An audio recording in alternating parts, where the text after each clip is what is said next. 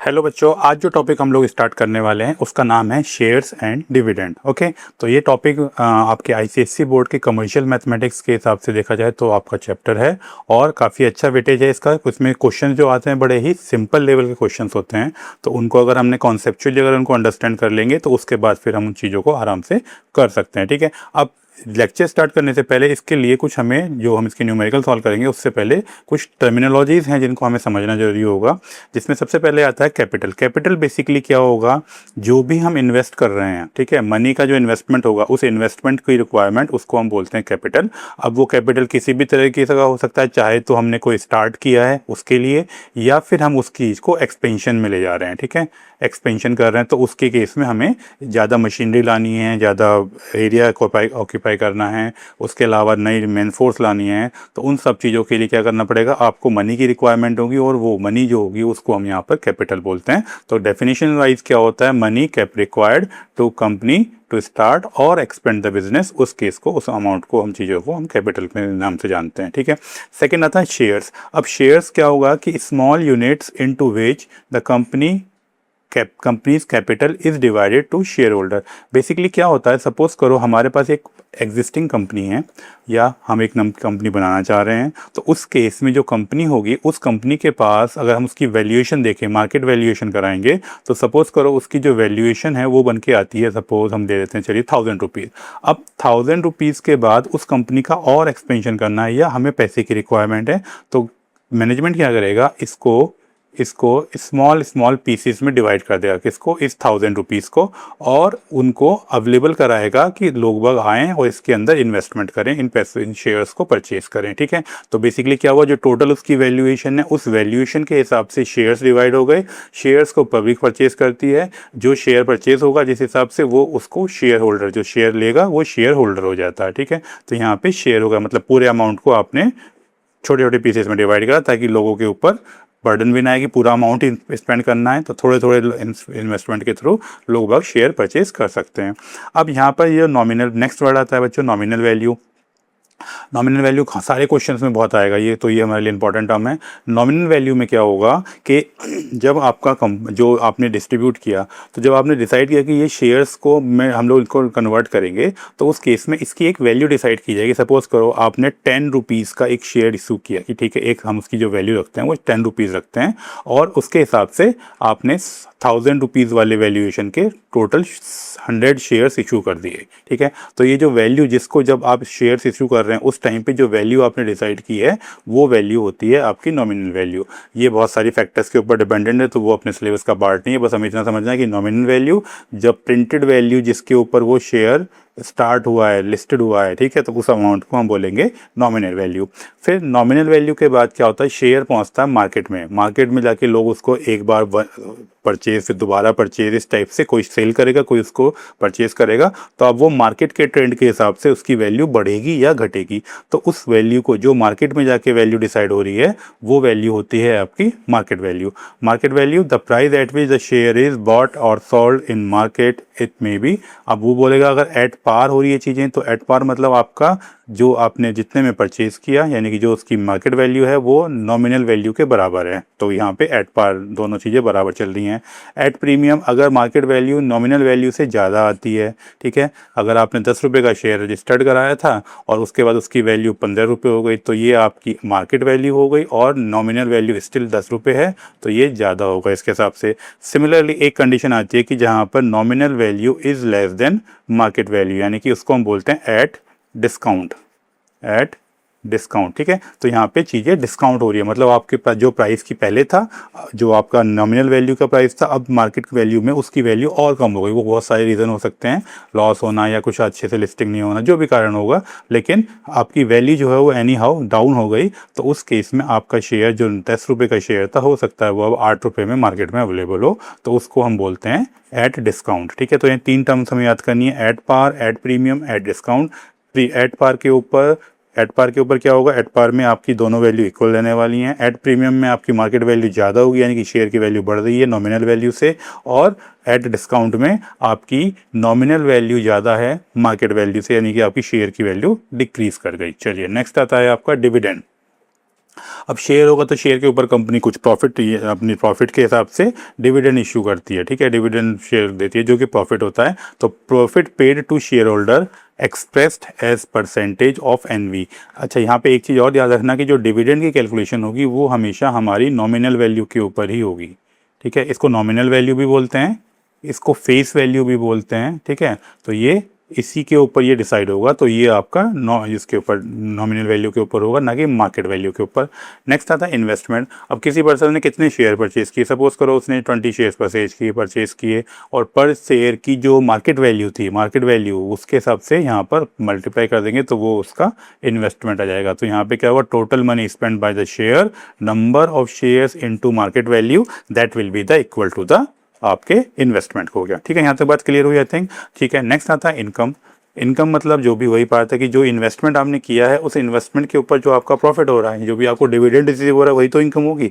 तो आपने डिविडेंड जो रिसीव हुआ वो तो number of shares into dividend percentage into nominal value, and इसको अगर हम डिवाइड बाय 100 भी कर दें, क्योंकि यहाँ पे हमने चीज़ों को किया है परसेंटेज में लिया डिविडेंड को, तो इसका जो फॉर्मूला हमारा बनेगा वो होगा आपका number of shares into dividend percentage में लिख लो, इनटू आपकी नॉमिनल वैल्यू के हिसाब से वो कैलकुलेशन होगी, एंड डिवाइडेड बाय 100। तो इस फॉर्मूले से हमारे मैक्सिमम क्वेश्चंस में प्रॉफिट की कैलकुलेशन, डिविडेंड की कैलकुलेशन, ये सब चीज़ें इसी फॉर्मूले के थ्रू होने वाली है, ठीक है।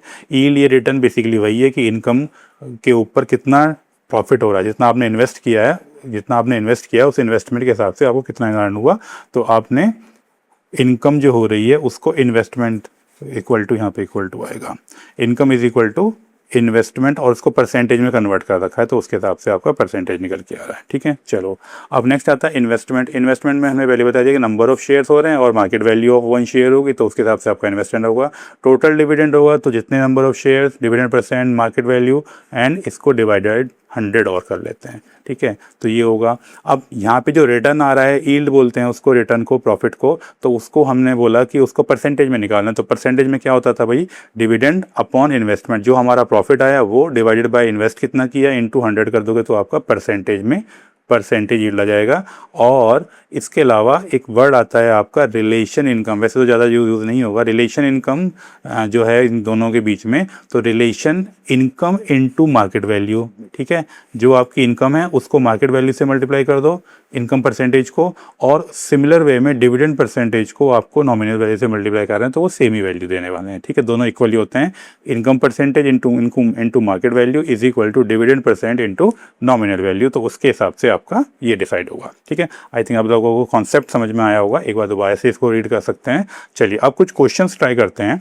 जैसे सबसे पहले ये जो क्वेश्चन हमें गिवन है, इस क्वेश्चन को पढ़िए और समझिए कि क्या बोलना चाह रहा है वो बोल रहा है कंपनी पेज 12% डिविडेंड, ठीक है, यानी कि डिविडेंड का जो परसेंटेज गिवन है वो हो गया आपका 12%, ठीक है। Find the annual income of a person. अब एनुअल इनकम निकालनी है, मतलब हमें उसका प्रॉफिट ही कैलकुलेट करना है। तो वो बोला है पर्सन होल्डिंग 200 शेयर्स, ठीक है। नंबर ऑफ शेयर्स कितने हो गए बच्चों, number of shares is equal to 200, और इसमें वो बोल रहा है कि shares of ₹50 each bought at ₹60। देखो परचेजिंग कब होगी, मार्केट वैल्यू के ऊपर। तो ये जो हमारी और जो 500 रुपीज़, सॉरी नॉमिनल वैल्यू जो दे रखी है वो इन्होंने दे रखी है ₹50, एंड मार्केट वैल्यू कितनी आ रही है, वो आ रही है आपकी ₹60, ठीक है। तो यहाँ पे 12% का डिविडेंड कंपनी प्रोवाइड कर रही है, और नंबर ऑफ शेयर्स आपके इतने हैं, इतने, तो आपकी मार्केट वैल्यू इतनी है, तो उसके हिसाब से अब हमें कैलकुलेट करना है कि हमें कितना प्रॉफिट हो रहा है उस उसका एनुअल जो उसको डिविडेंड मिल रहा है, ठीक है। तो डिविडेंड कैलकुलेट करने के लिए हमें क्या चाहिए होता है, हमने 12% के हिसाब से वो दी हुई है, हमें वैल्यू दी हुई है। तो यहाँ पे हम जो फॉर्मूला लगाएंगे बच्चों वो उसके हिसाब से लगाएंगे कि किस हिसाब से आपका पर शेयर के ऊपर डिविडेंड कैलकुलेट हो रहा है, ठीक है। तो अगर मैं यहाँ पे प्रॉफिट ही अर्न करना चाह रहा हूँ तो नंबर ऑफ शेयर्स 2000 है, नंबर ऑफ शेयर्स हमारे पास अवेलेबल है, नंबर ऑफ शेयर्स हो गया फॉर्मूला, इनटू डिविडेंड परसेंटेज भी गिवन है, इनटू आपको नॉमिनल वैल्यू भी गिवन है, ठीक है। एंड इसको मैं कर सकता हूँ डिवाइडेड बाय 100। तो ये मेरा ये मेरा जो एनुअल इनकम होगी वो आ रही है, ठीक है। तो नंबर ऑफ शेयर्स हमारे पास थे कितने, 200, डिविडेंड परसेंट है 12%, और यहाँ पे एनवी जो गिवन है वो है 50 डिवाइडेड बाय 100। अगर मैं इसको सॉल्व करता हूँ तो यहाँ पे आएगा 2, इसको कैंसिल करेंगे तो यहाँ आ जाएगा 100 and then equal to 1200 rupees आपका प्रॉफिट आ रहा है, ठीक है। तो यहाँ पे जो उसका रिटर्न है, एनुअल रिटर्न या इनकम जो हम बात कर रहे हैं, वो इनकम हो जाएगी आपकी 1200 रुपीज़ के इक्वल। बात समझ में आ रही है? हमें डिविडेंड परसेंट मिला था, हमें नंबर ऑफ शेयर्स मिले थे, हमें एनवी और एमवी मिले थे, तो उसके हिसाब से हमने इसको कैलकुलेट किया। चलिए सेकेंड क्वेश्चन, क्या बोलना है इस क्वेश्चन में, a person by 400 shares, number of shares कितने हैं बच्चों, नंबर ऑफ शेयर्स, ठीक है, कितने हैं 400। अब यहाँ पर शेयर ₹10 ईच एट ₹12। देखो पहली वाली वैल्यू जो होती है वो होती है एनवी, जिसको हम ₹10 बोल रहे हैं, सॉरी 10 ₹10, एंड जो मार्केट वैल्यू है वो हो जाएगी आपकी ₹12, ठीक है। जो बात समझ में आ गई। Company declare 20% dividend. अब जो कंपनी डिक्लेयर करे तो डिविडेंड परसेंटेज जो गिवन है वो हो जाएगा 20, ठीक है। Find his profit. अब हमें प्रॉफिट का परसेंटेज निकालना, प्रॉफिट परसेंट, ठीक है। तो सबसे पहले तो हम इसमें देखेंगे कि प्रॉफिट निकालने के लिए हमें फॉर्मूला जो यूज़ होता है वो होता है कि भाई कितना डिविडेंड, या हम बोलेंगे कि profit upon investment, profit upon investment into 100, ये होगा हमारा प्रॉफिट परसेंटेज, ठीक है। अब प्रॉफिट सबसे पहले कैसे निकलेगा, प्रॉफिट मतलब जो आपका एनुअल रिटर्न आ रहा है या जो डिविडेंड आ रहा है, डिविडेंड जो होगा वही तो प्रॉफिट है। तो डिविडेंड इज इक्वल टू हो जाएगा बच्चों कितना, नंबर ऑफ शेयर्स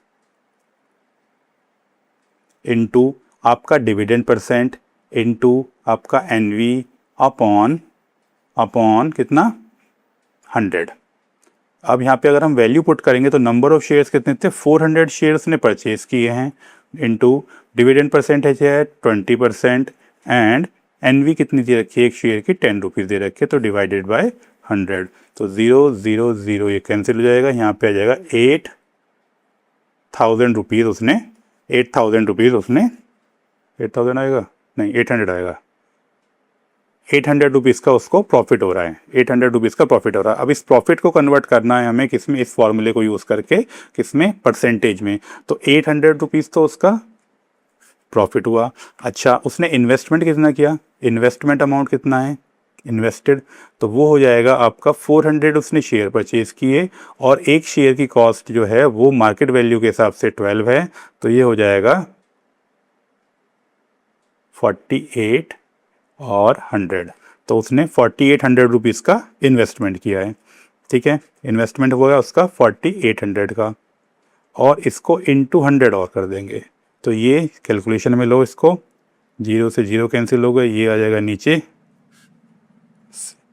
तो ये हो जाएगा बच्चों 100/6 विच इज़ इक्वल टू 50/3, ठीक है। और इसके हिसाब से जो परसेंटेज बनेगा वो बनेगा अराउंड 16/2/3%। तो इतने परसेंट उसने प्रॉफिट अर्न किया, ठीक है। तो यहाँ पे हमने कौन सा फॉर्मूला यूज़ किया, हमने यहाँ पे प्रॉफिट परसेंटेज निकालने के लिए प्रॉफिट अपॉन इन्वेस्टमेंट इनटू 100 का फॉर्मूला यूज़ किया, डिवाइडेड बाय डिविडेंड का निकालने के लिए जो हम फॉर्मूला यूज़ करते हैं वो हो जाएगा आपका number of shares into dividend into nominal value. तो इसको हम यूज़ कर रहे हैं, ठीक है। चलिए आगे बढ़ते हैं, ठीक है। नेक्स्ट क्वेश्चन में बोल रहा है कि compare the yield percentage of 2 investment. अब 2 इन्वेस्टमेंट दिए हुए हैं यहाँ पे, कौन कौन से 2 इन्वेस्टमेंट हैं, एक है कि एक तो 300 रुपये 300 शेयर्स, पहले केस में नंबर ऑफ शेयर्स कितने हो गए, दैट इज इक्वल टू 300, फिर उसकी नॉमिनल वैल्यू कितनी दे रखी है, दैट इज़ 50, फिर उसकी मार्केट वैल्यू कितनी गिवन है, that is 60, and dividend percentage कितना गिवन है, दैट इज़ 12%। सेकेंड वाले केस में, यानी कि ये तो केस ए हो गया, चलो इसको पहले ए को सॉल्व कर लेते हैं। अब वो पूछा है कि 2 इन्वेस्टमेंट हमें दिए हैं, तो इसके हिसाब से हम रिटर्न इसका जो प्रॉफिट है वो रिटर्न निकालें, तो इसका जो डिविडेंड आएगा, dividend that will be equal to 300 multiply 50 multiply 12/100। मैं डायरेक्ट लिख रहा हूँ, फॉर्मूला आपको मालूम है, तो इससे ये कैंसिल हो गया, ये 0 से 2 0 कैंसिल हो जाएंगी। यहाँ पे आ जाएगा बच्चों 600, 3 इंटू 600 आ जाएगा and that will be equal to 1800। तो 1800 रुपीज़ हमारा यहाँ पर वैल्यू आ गई इसकी, किसकी, फर्स्ट केस में जो डिविडेंड है। ठीक है, तो इसका जो प्रॉफिट परसेंटेज हुआ वो कितना हुआ, 1800। प्रॉफिट कितना होगा यहाँ पे, 1800। इन्वेस्टमेंट कितना था भाई, उसने मार्केट वैल्यू 60 थी ना, तो 1800 के हिसाब से 60, हाँ, तो 18,000 रुपीज़ उसने इन्वेस्ट किए और इंटू 100 और करना है हमें इसमें इसकी परसेंटेज निकालने के लिए। तो 2 जीरो 2 जीरो 1 जीरो इससे कैंसिल हो गया, 180 ये हो जाएगा कैंसिल। तो इज इक्वल टू 10% के करीब उसका प्रॉफिट आ गया इस वाले केस में, पहले वाले केस में। दूसरे वाले केस में अगर हम देखते हैं 20 वाले में, तो इसमें भी हमें सेम है। यहाँ पे ये तो हो गया आपका, इसको कलर चेंज करके लिखते हैं, ये वाला हो गया आपका नंबर ऑफ शेयर्स। ठीक है, ये हो गया आपका एनवी, और ये हो जाएगा आपका एमवी, और ये हो जाएगा आपका डिविडेंड परसेंट। ठीक है, तो इसके हिसाब से आप करेंगे।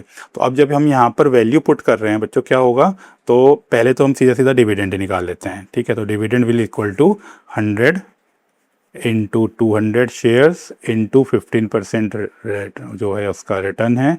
100 से ये कैंसिल हो जाएगा, तो ये हो जाएगा 30, एंड 30 के बाद 33,000 रुपीज़ आ जाएगा इसका। ठीक है, तो इसने जो टोटल डिविडेंड निकला वो 3,000 रुपीज़ निकला। इन्वेस्टमेंट कितना था इसके केस में, इन्वेस्टमेंट, तो इन्वेस्टमेंट था 200 शेयर एट 1110। ठीक है, तो ये हो जाएगा 22,000 रुपीज़ का इन्वेस्टमेंट हो गया। ठीक है, ये वाला M V into number of share करेंगे ना, sorry N V into market value into number of share, तो उससे आपका ये आ जाएगा। अब हमें इसका परसेंटेज निकालना है, तो प्रॉफिट परसेंटेज जो होगा वो हो जाएगा आपका 3,000 इंटू 100 डिवाइडेड बाय 22,000 सॉरी। तो यहाँ पे 0 से 2 जीरो कैंसिल, 1 जीरो ये वाला, अरे तीनों का समझेंगे तो, और इसको जब हम कैंसिल करेंगे तो भाई ये आएगा आपका 300 अपॉन 22, या मैं बोल सकता हूँ कि 150 अपॉन 11, 150 अपॉन 11। इसको सॉल्व करेंगे तो इससे जो हमें वैल्यू मिलने वाली है वो आएगी approximately, that will be 13 whole, और इसको जब डिवाइड करें तो लगभग 7/11 के आसपास आएगा, 7/11% के हिसाब से। तो किस में ज़्यादा प्रॉफिट है, इन्वेस्टमेंट बी में ज़्यादा प्रॉफिट हो रहा है, ज़्यादा जो उसको रिटर्न मिल रहा है इन्वेस्टमेंट बी के हिसाब से मिलने वाला है। चलिए नेक्स्ट होता है आपका सॉल्यूशन। ठीक है, यहाँ पे बोला है कि mister Parekh invested this much amount. अब ये इसका इन्वेस्टेड अमाउंट है, तो इन्वेस्टमेंट हुआ, इन्वेस्टमेंट किया उन्होंने, दैट इज़ 52,000। ठीक है, यहाँ पर 100 shares at a discount of ₹20। अब यहाँ पे जो एनवी है वो है ₹100, डिस्काउंट होने के बाद जो मार्केट वैल्यू हो गई वो हो गई आपकी 80 रुपये, 20%, ₹20 कम कर दिया उन्होंने। एंड पेइंग डिविडेंड परसेंटेज जो दे रखा है वो 8% दे रखा है। ठीक है, 8% का डिविडेंड। At the end of 1 year he sell the shares at a premium of ₹20। ठीक है, तो फाइंड द एनुअल डिविडेंड। तो फर्स्ट वाले केस में तो हमें एनुअल डिविडेंड ही निकालना, तो डिविडेंड इज इक्वल टू बच्चों हो जाएगा आपका कितना, इन्वेस्टमेंट इतना है और उसके जो मार्केट वैल्यू शेयर की इतनी है। तो मैं यहाँ पे नंबर ऑफ शेयर कैलकुलेट करूँगा, नंबर ऑफ शेयर्स, क्योंकि उसको हमें फॉर्मूले में रखना है। तो 52,000 अपॉन 80, 52,000 अपॉन 80 होगा। तो कितने शेयर्स हो रहे हैं टोटल उसके, 0 से ये कैंसिल हो जाएगा, और इसको अगर हम कैंसिल करेंगे तो 8 6 जा 48, बचा 4, 8 5 जा 40, 650 शेयर उसने परचेज़ किए। ठीक है, कितने शेयर परचेज़ किए, 650 शेयर्स टोटल परचेज हुए। तो नंबर ऑफ शेयर्स इतने हो गए। अब मैं इसमें फॉर्मूला लगाता हूँ, तो 650 शेयर्स हैं इनटू डिविडेंड परसेंटेज आपका 8 है, और रेट एनवी जो है उसमें 100 है, 100 इंटू डिवाइडेड बाय 100 करो, 100 से 100 कैंसिल हो गया।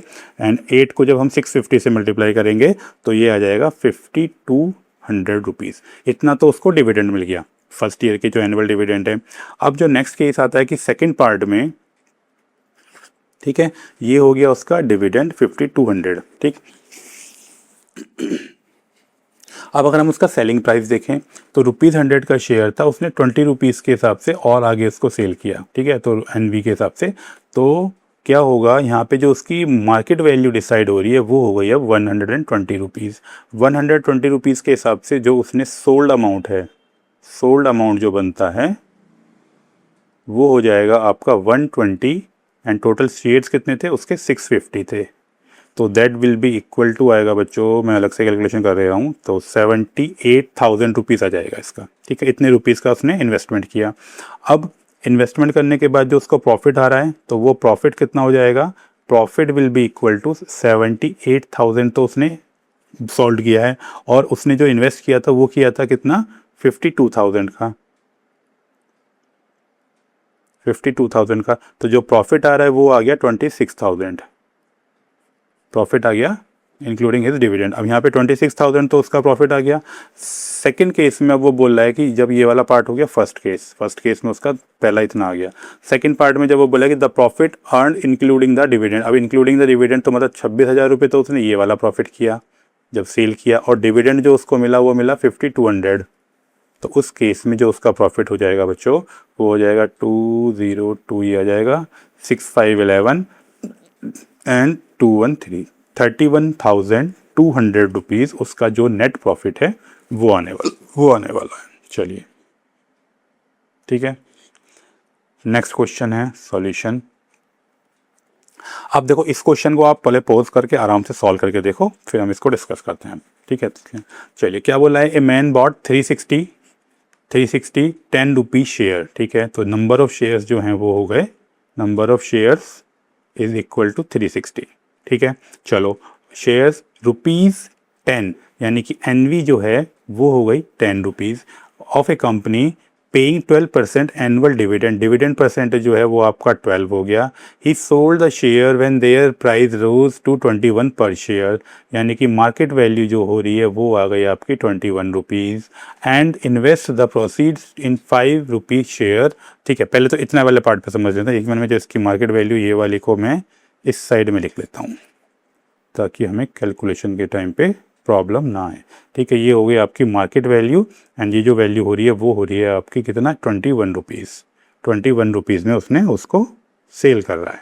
ठीक है, चलिए अब सबसे पहले तो जो हमें फर्स्ट पार्ट में बात करना है कि उसका जो सेल अमाउंट हो रहा है, ठीक है, उसका जो सेल अमाउंट है वो कितने में उसने सेल कर दिया उसको, तो वो आएगा बच्चों 21 रुपीज़ के हिसाब से पर शेयर, और टोटल शेयर्स हैं उसके पास 360, तो ये जो वैल्यू बनती है वो बनती है आपकी 7,560। ठीक है, इसको हमने सॉल्व किया, तो यहाँ तक बात समझ में। अब यहाँ पे आ रहा है कि क्योंकि उसने जो शेयर परचेज़ किए तो अब उसने जो न्यू शेयर परचेज़ किए हैं फॉर न्यू शेयर्स, ठीक है, न्यू शेयर्स के अंदर कितना था, उसने जो शेयर परचेज किया वो अब कितने में है, 5 rupees share paying 4% per annum eight ₹3.5 पर शेयर। ठीक, इतने में परचेज किया। तो अब उसके बाद जो नए शेयर्स आए वो कितना हो गया, 3560 को कितना 3.5 से मल्टीप्लाई करेंगे। क्यों गया 3.5 से, जो सेकंड कंडीशन है उसमें जो MV की वैल्यू है वो 3.5 रुपीज़ की है। ठीक है, तो उससे आपके नंबर ऑफ शेयर्स हम लोग कैलकुलेट कर सकते हैं। तो जब हम इसको 3.5 से डिवाइड करेंगे तो ये आएगा आपका, ठीक है, 3560 डिवाइडेड बाई 3.5। हाँ, तो ये जो वैल्यू देगा बच्चों वो आपको देगा कितना, अप्रॉक्सीमेटली 3.5 से करके 2160 वैल्यू हो जाएगी, 2160। ठीक है, इतनी वैल्यू आ रही है। अब पर शेयर के ऊपर जो डिविडेंड परसेंटेज आ रहा है वो इतना आ रहा है। ठीक है, तो यहाँ पे हम डिविडेंड जब निकालेंगे, डिविडेंड निकाल रहे हैं, तो उस केस में हमारी जो वैल्यू बनेगी वो पर शेयर के हिसाब से हमें वो कैलकुलेट करना है। तो 4.5% तो हमारा ये हो गया, इनटू अब हम एक शेयर के हिसाब से निकालें। ठीक है, इनटू 1 इनटू कितना, इनटू आपकी एनवी कितनी है, वो है आपकी 5 रुपीज़। ठीक है, डिवाइडेड बाय 100।